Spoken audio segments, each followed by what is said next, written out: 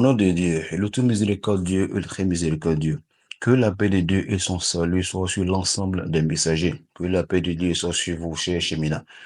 Aujourd'hui, nous allons parler des enjeux spirituels et intellectuels du voyage nocturne qu'a effectué le prophète de l'islam, Mohammed, paix et salut sur lui.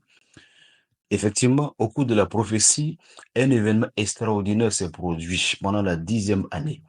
Il s'agit de son ascension au ciel. Et ce voyage fut effectué au cours d'une nuit, partant de la mosquée de la Mecque jusqu'à l'ascension au ciel en passant par la mosquée de Jérusalem. Ce sujet est très important parce qu'il constitue un véritable enjeu de la foi musulmane face à ses détracteurs. Et aussi, il s'agit d'un événement historique parmi tant d'autres dont la véracité scientifique est difficile à établir, alors qu'il a effectivement eu lieu. C'est d'ailleurs l'absence de preuves matérielles qui justifie des débats contradictoires et fait couler beaucoup d'encre. Ce voyage, cher Chemina, est intervenu pour deux raisons principales.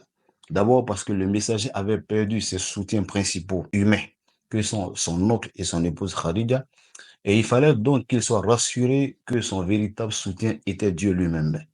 Ensuite, parce que le Seigneur voulait lui faire vivre une expérience spirituelle unique. Nous savons tous que l'une des qualités particulières de Dieu est qu'il ne fait aucun effort pour convaincre qui que ce soit sur son existence. Et il fait ce qu'il veut. Il laisse à chacun son appréciation. C'est pourquoi il dit dans le Coran, la sourate d'Égypte, verset 29, فَمَنْ شَاءَ فَلْيُؤْمِنْ فَمَنْ شَاءَ فَلْيَكْفُرْ. Il dit, la vérité émane de votre Seigneur. Quiconque veut qu'il croie, quiconque veut qu'il me croie.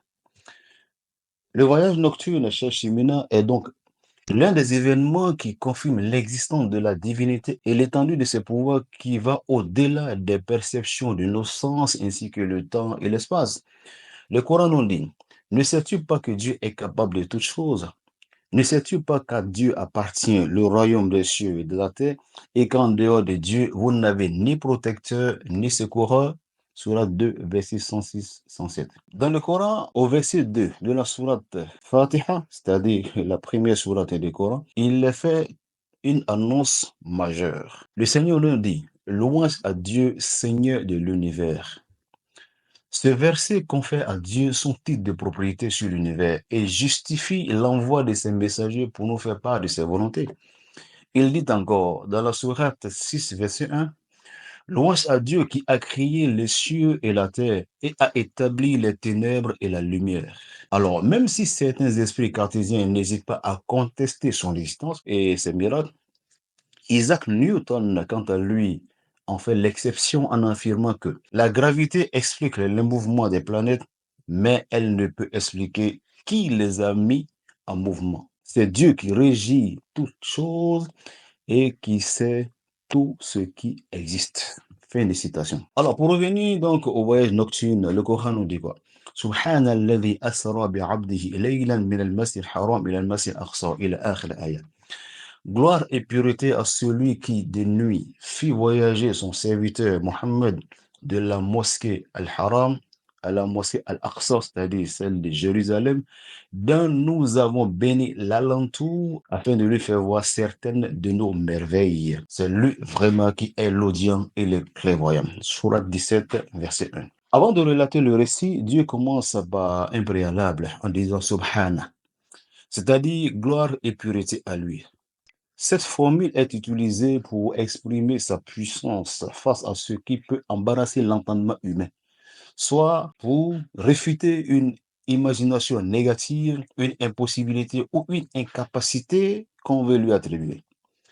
Face donc aux arguments de la preuve scientifique, n'est-ce pas donc que certains tentent de discréditer rationnellement que ce voyage a été effectué physiquement par le messager? Certains même pensent qu'il a juste eu une vision ou une hallucination. Alors, pour y croire, ils demandent donc des preuves. Or, chers frères, chers sœurs, chers chemins, en matière d'expérience personnelle et de vécu individuel, il est très difficile, voire même impossible d'apporter une preuve scientifique. Et aussi, parlant de preuves historiques, de quelles preuves a-t-on besoin quand l'authenticité du Coran lui-même n'est pas remise en cause? Alors, la preuve pour expliquer une affirmation faite par le Coran ne peut être que le Coran lui-même. Dans le verset qui relate donc du voyage nocturne, quatre éléments majeurs paraissent importants pour nous, chers frères et sœurs, chers chemins. Il s'agit de l'action de l'auteur du temps et l'espace. C'est-à-dire, qu'est-ce qui s'est passé, qui l'a fait, quand et où est-ce que cela s'est produit. L'analyse de chaque élément du verset nous donne à voir que chaque action opérée ne doit s'apprécier qu'en fonction des capacités de celui qui l'a fait. Comme nous le dit Isaac Newton dans le principe fondamental de la dynamique, il dit quoi? Les changements qui arrivent dans le mouvement sont proportionnels à la force motrice. Si nous faisons l'application de l'espèce, prenons une distance donnée et parcourons-la avec différents moyens de transport. Il est sûr que le temps mis pour traverser, ou bien le temps que nous mettons pour traverser, sera fonction du moyen utilisé et de la puissance de celui-ci. Donc, plus le moyen sera puissant et rapide, plus on ira vite, plus on arrivera vite à destination.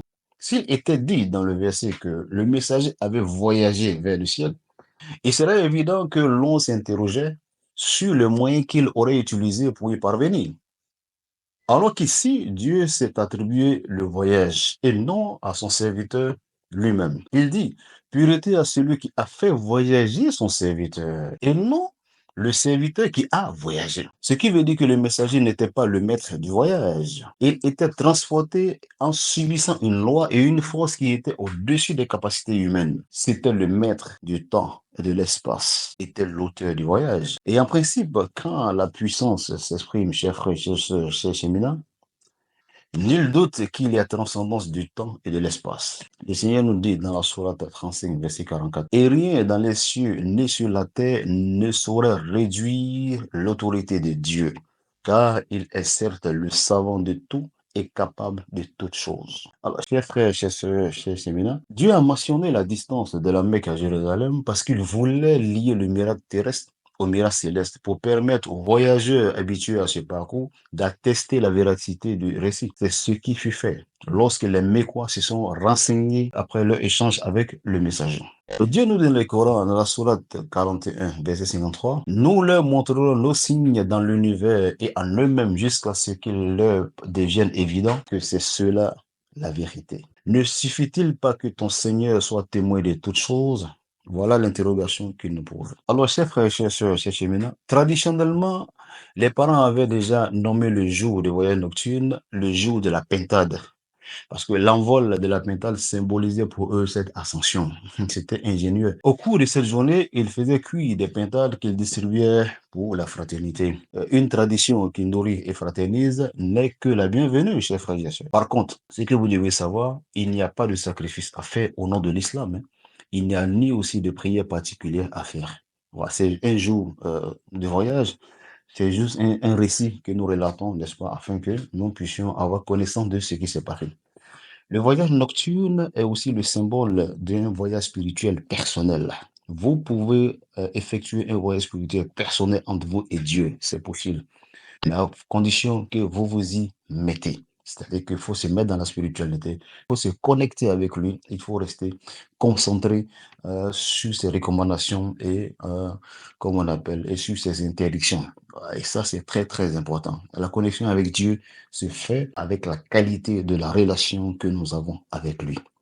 Et c'est sûr que Dieu va vous montrer les miracles dont vous avez besoin pour consolider votre foi. Si ce que le Seigneur nous guide tous et qu'il nous facilite le cheminement vers, n'est-ce pas, vers la félicité, que la paix de Dieu soit sur vous.